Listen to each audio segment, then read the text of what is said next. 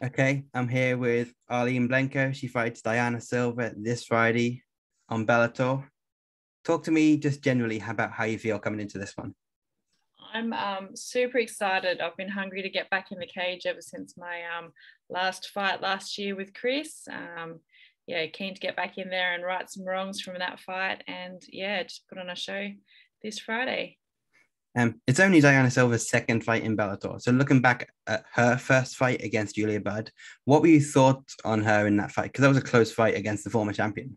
Yeah, 100%. Yeah, losing by split decision to the number one in the within Bellator is definitely no shame in that. So she put on a good fight. She came to fight and she gave Julia a tough fight. So like I'm excited because if she wants to fight like that, so she's a striker, I'm a striker, so it just makes for a super exciting fight for the fans. I personally don't think it was Julia's best performance, which probably made it a lot closer than it had to be. But yeah, at the end of the day, styles make fights. So yeah, we'll see what happens on Friday night. Do you think it's a bit harsh on Dayana that she wasn't ranked after that fight? Yeah, well, it's interesting, the rankings, I guess, in general. Like, yeah, she only lost by split decision. To be fair, I don't really get caught up in the whole rankings and worry too much about it. Obviously, I'm happy where I am sitting at number 2 and, the pound for pound rankings, but I don't lose sleep over it. So she can just keep chipping away. Like, obviously, she's come in now. She's going to be fighting me. I'm number 2. Unfortunately, she's not going to get the win against me, but credit to her coming in and taking on the number 1 and 2 in the division. She's a fighter. She's here to fight, and she'll go well against the other girls in the division. There's some good fights there that she can have, and she'll go really well with. So yeah, it won't be long before she's ranked. Like you said, there you're number 2.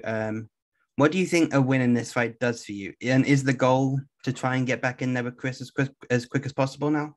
100%. I feel like this fight camp, I stepped things up. I obviously spent 8 weeks at Jackson Wink, so they were able to put all the pieces of my puzzle together and, bring me into this fight.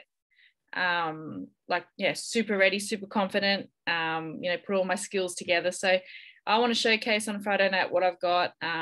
Obviously, I'm not going to be jumping up and down for a title shot. If Bellator believe I'm ready for it again, they'll put whatever's in place for it to happen. But yeah, I'll just fight whoever they put in front of me. If whatever happens, happens. You obviously had a long layoff since the fight with Cyborg, and part of that was due to Bellator just not running, of course. But what growth do you feel like you've made in this time off? I spent a lot more time on the mats after the Cyborg fight. So I was able to get a lot of work in with my jiu-jitsu coach. I really upped the sessions there. So that was something, like, I got my blue belt, which was an achievement for me because I thought I was going to be a white belt forever. But I learned to enjoy the ground sessions. Like, I've never enjoyed being a grappler or anything. Yeah. It's always been super defensive too, like, so over these years. So just changed up my approach with all of that. But a lot of mental growth, a lot of time to think about the fight and also my career, what I want to do with it, things moving forward. But yeah, unfortunately, I wasn't intending on a 9-month layoff, that's for sure. Like, I've been wanting to get in the cage pretty like ASAP as soon as the fight started this year. But other girls were matched up and this and that. So I'm just happy I'm here, I'm fighting on Friday. So that's all that matters. Has your mindset shifted at all now you've been in there with Cyborg, who's obviously one of the greatest female fighters of all time? Definitely. Like, I felt good mentally in that fight anyway, but yeah, she was just that next level. And that's probably what made me eventually go over to Jackson's and decide to do a full fight camp there. Having such strong training partners, Holly as a training partner, even standing in front of Clarissa with her striking abilities, all the guys there from all around the world in my weight division, pushing me every week. So yeah, I really had to level up in my fight camp. I'd love to get that opportunity to be standing in front of her. But yeah, at this stage, I'm not really concentrating at all on the Cyborg fight. My focus is Friday night. And like I said before, is taking those steps to get myself back there. So it's, one fight at a time. And this fight on Friday night is for me to showcase everything I've been working on the last 9 months. So talk to me about that move to Jackson Wink and Albuquerque, and really the decision-making process that you had to go through to get to that decision. Yeah. Well, originally the plan was I was at Jackson Wink last year in March, and I was over there to work with the coaches and obviously put a bit of a plan in place for me to work on back at home before I went back there to do a fight camp. But because COVID kicked off, it made it really hard for for me to get back over there. Even booking the fight with Cyborg, the dates changed a couple of times, so it made it really hard for me to sort of plan a fight camp. So I made the decision to do that fight camp back in Australia, and I had awesome coaches and training partners. Like I had Alex Volkanovski and his team working with me, and they were awesome. But yeah, so the plan originally was to do that fight camp there, but like I said, COVID didn't allow for that. So yeah, after my loss, I also realized that there was a lot of things in my personal life, as in commitments outside of fighting, that was taking up a lot of my time. And it was really good to be able to get to Jackson's and then purely be a full-time athlete. Like I literally trained, ate and slept and like recovered, and then just did that for the whole 8 weeks without any other outside commitments, family, work, coaching, everything like that. So I feel really, really good going into this fight. I've been 100% focused on Friday night, and ready just to showcase that hard work. Obviously, one of the things involved with that move was leaving your family in Australia. Mm-hmm. How hard was that for you, especially leaving your kids? Yeah, definitely. I've suffered really bad anxiety at the thought of leaving my family, and this will be the longest time that I've been away from my kids. Leaving my partner and my kids was never like an easy choice, and I was lucky that I had their support because my partner was the one that sort of pushed me to go, and he looked after everything back at home, so that it wasn't even a worry for me, having to worry about home. So I literally detached myself from being even a mother role and to have just focused on this fight camp. But yeah, by the time I get home from this fight and do the 2-week hotel quarantine back in Australia, it'll be 3 months since I've seen both my kids, which they are a bit older now, so I feel like I'm the one that's missing them more than they miss me. But it's the sacrifices that I made, and that sacrifice alone is why I'm going to go in on Friday night and really put on a show and make sure that I've made all of this worthwhile. You mentioned the grappling side of things earlier, but is there any other benefits you've noticed since making the move to Jackson's?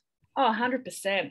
The coaching I've received there, I feel, like I said earlier, I feel like all the pieces, I've had all the pieces of the puzzle there. Like I'm a striker, I've had the ability all the years. It's just, they've literally put it all together. I feel like my striking has just jumped levels from where it was. So I think that's what's exciting for me. Like just the training that I've had there, all the training partners, all the bodies that I've moved around with. I'm super, super excited just to get in there and do some work.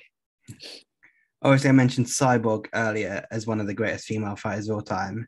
But I want to talk now about one from another realm who you've been training with, Lilias Shields. What's that been like?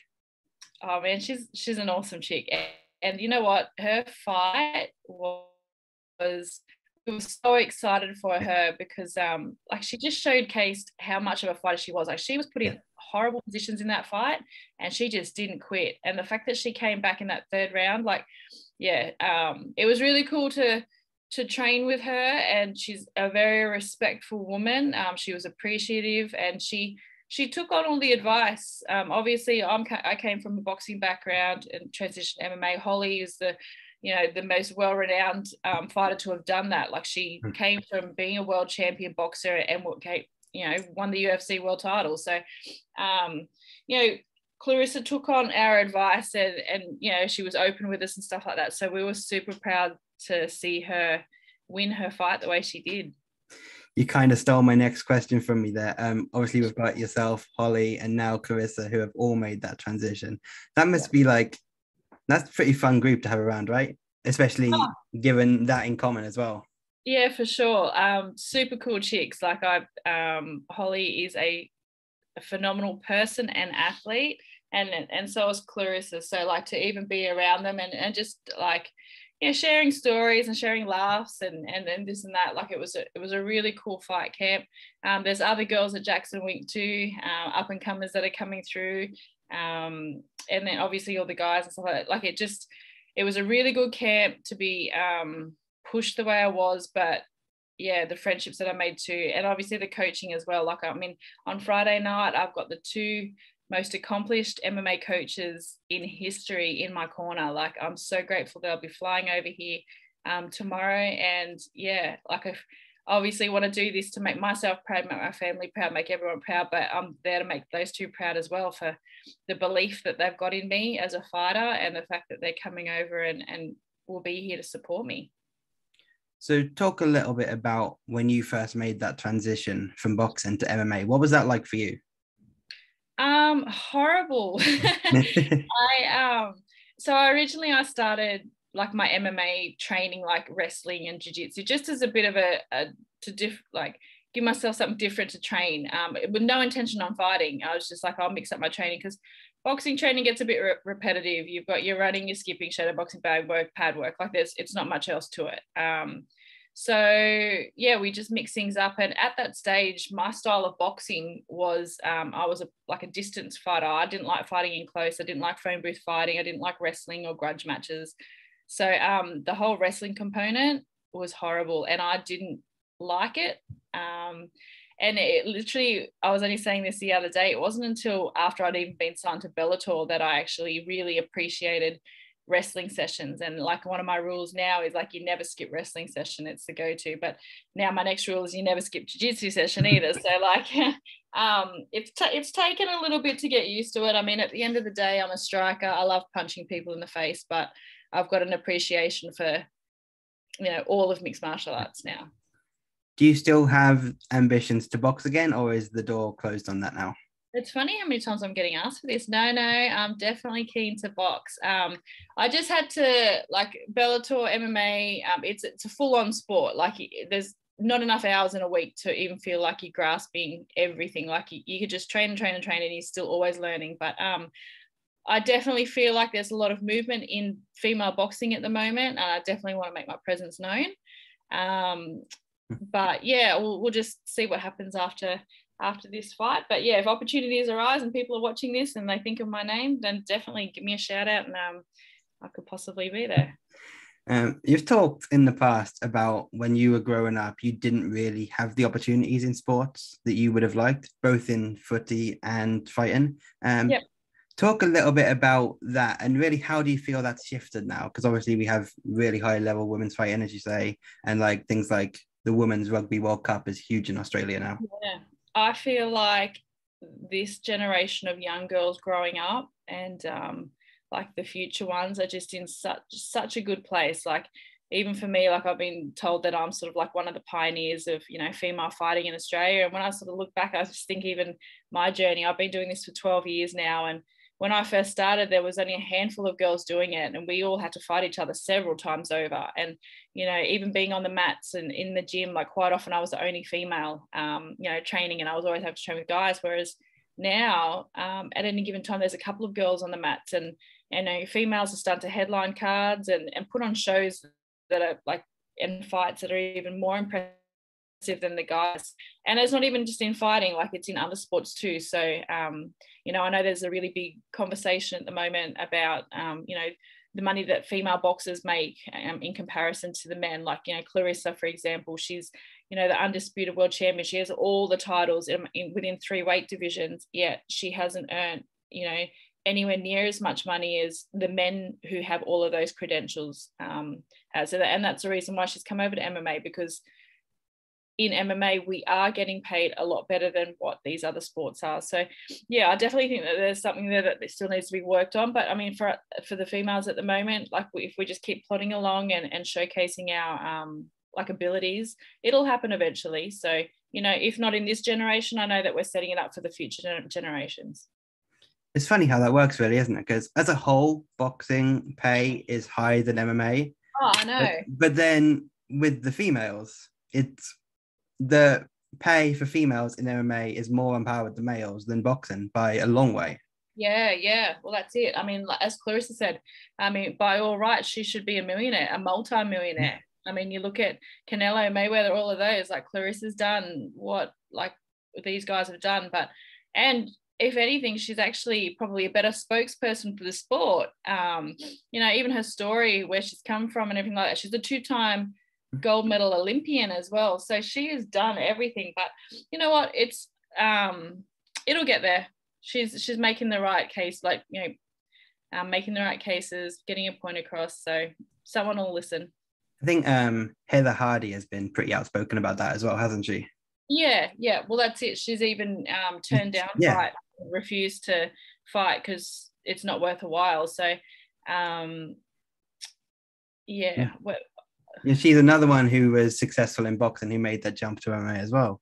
Yeah, well, she was also with Bellator. I sort of put a post up the other day. We'll see what her future holds within the sports too. So Bellator now have quite a few fighters from the Australia and New Zealand region. Obviously yourself, Janae Harding, JJ Wilson. Do you see the possibility of a Bellator show coming to that region soon?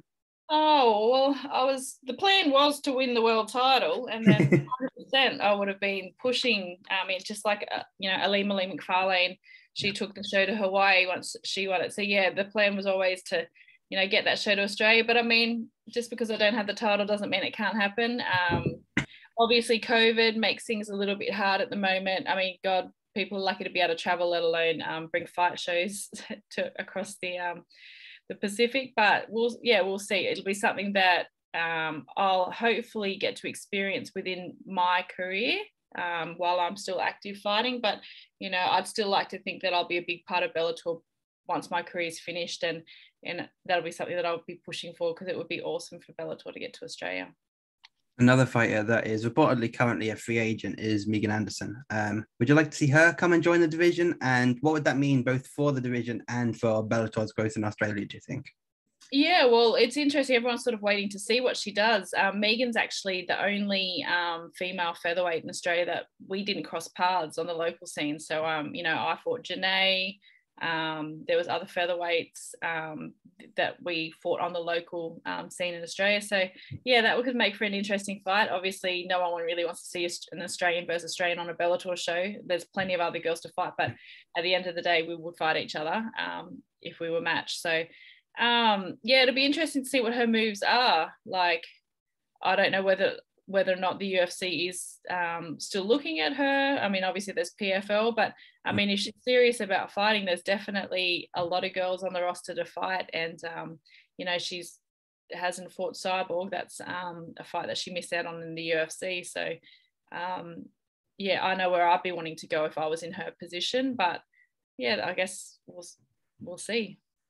It's funny how the differences between the Bellator 145 division and the UFC 145 division are. UFC, at the time, they had like 3 girls maybe. Why do you think that is? I think Bellator made the right choices with chasing the girls when, Cris built the division. Oh, no, sorry.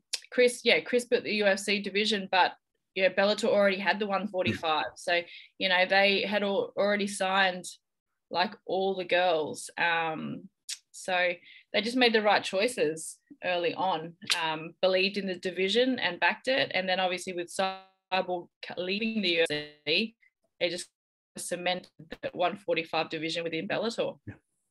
Of course, your fight isn't the only women's fight this Friday. The main event, Juliana Velasquez, Denise Keelholt for the 125 belt.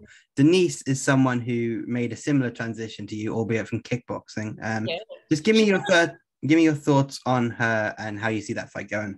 Well, she's also got a judo background too. So it's interesting. Juliana is very strong for that weight division. She's quite tall. And she's also undefeated at the moment. But Denise, obviously, like, she's got very, very good kickboxing and her judo too. So she is a little bit shorter than Juliana. So I'm actually the worst person for fight picks. I just hope the girls go in there and put on a really good show. Like, it's for the world title. So dig deep, girls, and may the best person win. One thing I want to touch on, which I saw on your Instagram, You seem quite good friends with Tai Tuivasa and Tyson Pedro. Yeah, they're my guys. What do you think of Tai at the weekend? Oh man, that was impressive. And you know what? He's just a slugger. Like, it just goes to show he just bit down on his mouth guard and he just throws them. He's just yeah, I was like, don't get me wrong, like when he was wobbled, I was like, oh shit. And then he came back with that, and then I was like, oh shit. It was awesome. Like, I was watching it with the JW crew because it was my farewell, like to say goodbye. So we all went and watched the fights, and they were like, everybody in the room was just going nuts because that's a highlight reel. That's it. That his stock levels, I mean, not to mention the Shoei at the end of it, but his stock levels just rose like levels and levels and levels. Like, he's a superstar. People love him. Are you a fan of the occasional Shoei or not? Oh, hell no. No? Absolutely not. No way. I've had so many people like say, oh, when you win on Friday night, you have a Shoei. I'm like, no way in this world. That's disgusting. But props to Tai, like, good on him. Like, he can do him. He's made himself famous. But yeah, I'll be drinking a beer out of a glass or the the can. But yeah, no, as for Tyson Pedro, he's actually making his comeback after his injury, knee injury. So we're all super excited for that one. He's actually in a pre-fight camp now, and hopefully, we'll see him back in the cage later on in the year, and that is going to be an exciting fight because he's one very, very talented fighter. Back on Tai for a second. He was doing shoeies all the way to the back. Yep. Yeah. With the chili. I saw the one with the hot sauce, yeah. And I'm sure he's probably done hundreds of shoeies since that fight. You know, I know you said you didn't like to make fight picks, but at the end of this month, huge fight in Bellator, Patricio Pitbull, AJ McKee. How do you see that one going? Oh, that's going to cause there's some experience between those two. I would probably go AJ, I think. But yeah, that's my pick. How do you think he gets it done? Actually, that one, I'm not too sure. I'm not too sure. I'm the worst with picks. My partner says it all the time. He always asks me for picks to put multis on, and I'm like, when I do a pick, go the complete opposite. So I'm not too sure. It just depends. Obviously, the guys are both going to bring it. Hopefully there's a finish there. Decisions always suck. So just finally, before we wrap this up, 2 or 3 sort of pieces of advice you'd give to someone who sees this. Could be MMA related, could just be general. What would you say? If you're going to go for it, give it absolutely 100%. Okay, you don't want to leave anything, no stones unturned. So whatever it is that you're going for, give it everything. You could say you did that by making the move over to Jackson's. 100%. I'd say, commit completely. And that's definitely what I've done. Yeah. Where can people keep up with what you're doing? And feel free, if you want now, to shout out any sponsors you've got. Yep. I'm pretty active on my Instagram. So the Aussie girl Angerfist is my feed, and a shout out to my sponsors who have gone above and beyond again, because without you, I definitely wouldn't have been able to do my 2-month fight camp at Jackson. So Muscle Bros, Glass Fencing, Resolute TV, B and Bougie, Compliant Cladding Victoria, 3 Kings Financial, and Southland State. Thanks, guys. I appreciate you. I want to thank you for the time today, Arlene. Bellator 262 this Friday, Showtime in the US, BBC iPlayer here in the UK. I'm not sure what it's on in Australia, but I'm sure all your fans know. Yeah. All right. Thanks for the time today, Arlene. Best of luck on Friday. Thank you. Bye.